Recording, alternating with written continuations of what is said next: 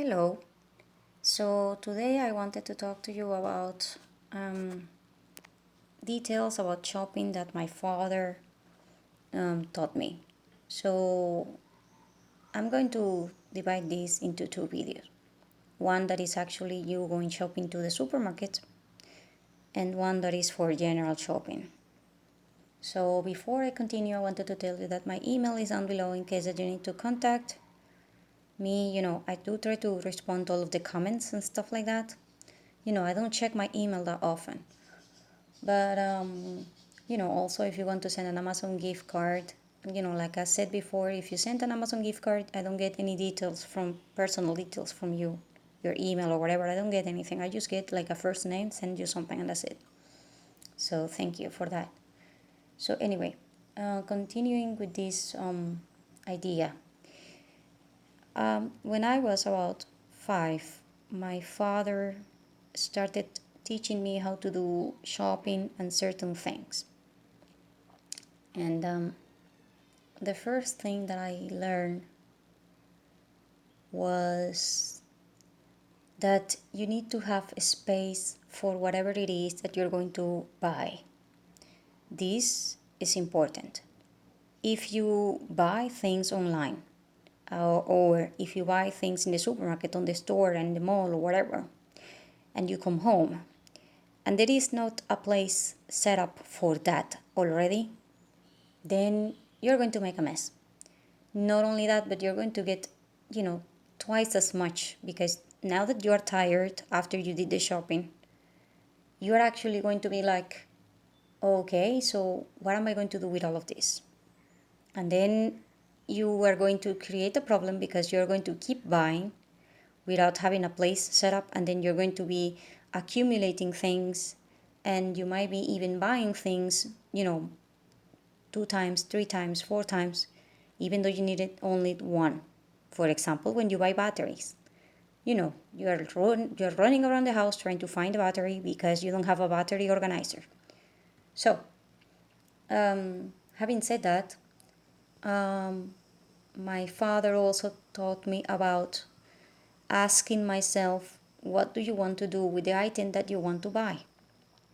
For example, one of the first things that I ever bought was a purse. So he says, what do you want to use the purse for? And this is important. You have to know what you're going to use it for. This is so that you can determine certain characteristics of the thing that you're going to buy. For example, my purse, he says, well, you are a girl, you're going to be, in the garden or whatever. That means that it has to be waterproof. And the purse cannot be bigger than you. It has to be kind of small. What do you want to put in it? So I kind of showed him what I wanted to put in it, and he said, well, it has to be right about this size. So you want to consider a lot of things when you're buying something.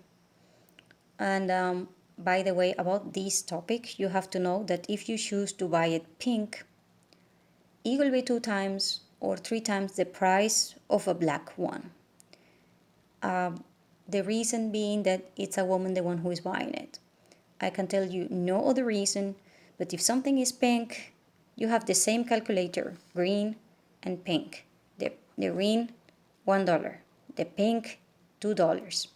Why? Because it's pink.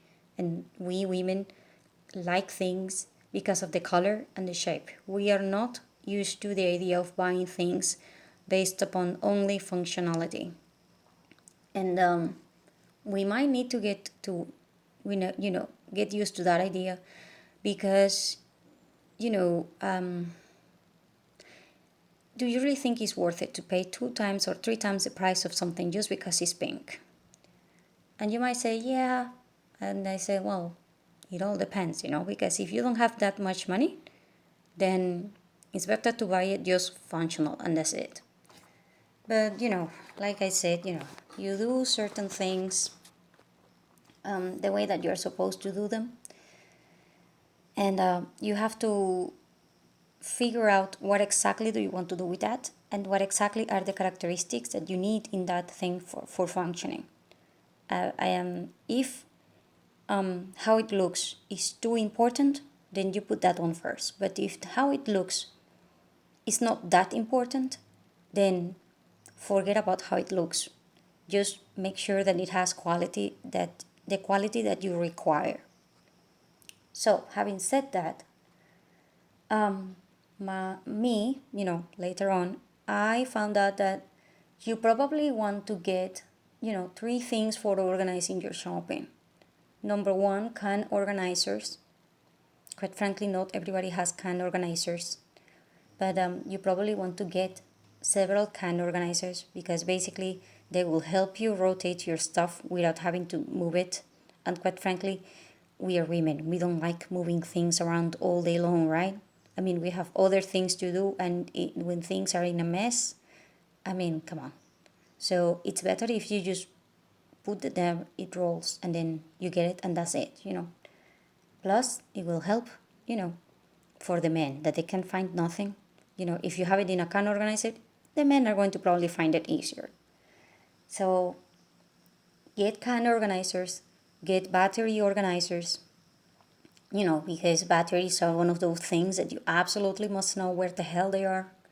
And the battery organizers, most of the time, they have battery testers, and this is important for you to have, so keep that one in mind.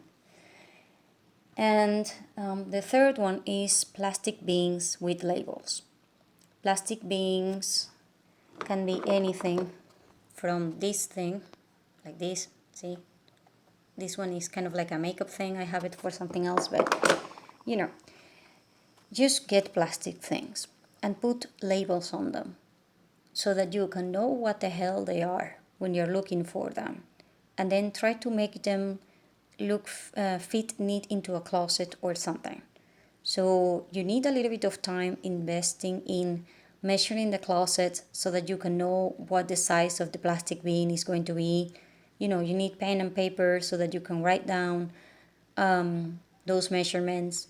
You need to do this, with a little bit of time and effort, because organizing things is not something that is going to take you 5 minutes. And it's not something that you have to do in one day. No, no, no, no. You can do things by parts. So like I said, first you get the can organizers, then you get the battery organizers, then you get the plastic bin things with the label thing. Then you can get fridge organizers, things for putting in the fridge so that they are organized very neat and stuff. That is also very cool.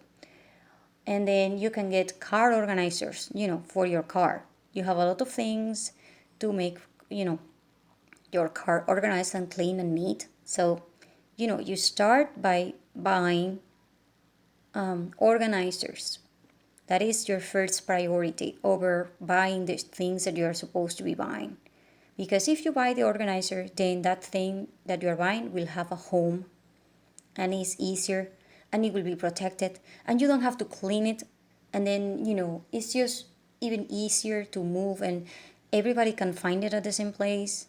And that way you can teach your children and teach yourself how to be, organized. You also want to get, obviously, the key organizer thing, with the magazines, or maybe the magazines organizers and then the key organizer in separately. Personally, I would love to have the ones that are both, and you can put in a wall. But it all depends upon the money. Which I'm Venezuelan, so money is quite limited, and it's a problem to get things to organize and stuff like that. That's why I'm asking people to help me, and I don't want to monetize the channel because it's a problem that I'm having with the accounts and everything. So I would rather ask for help.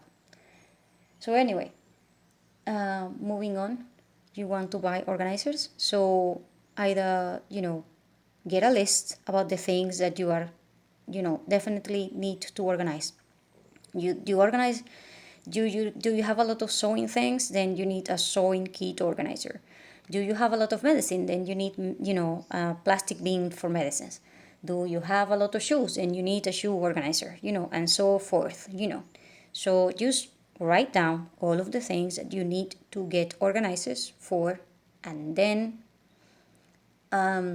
you start organizing, and then you make space, and in that space you're going to get the new things that you're going to get. which is good, right? So thank you for listening to me.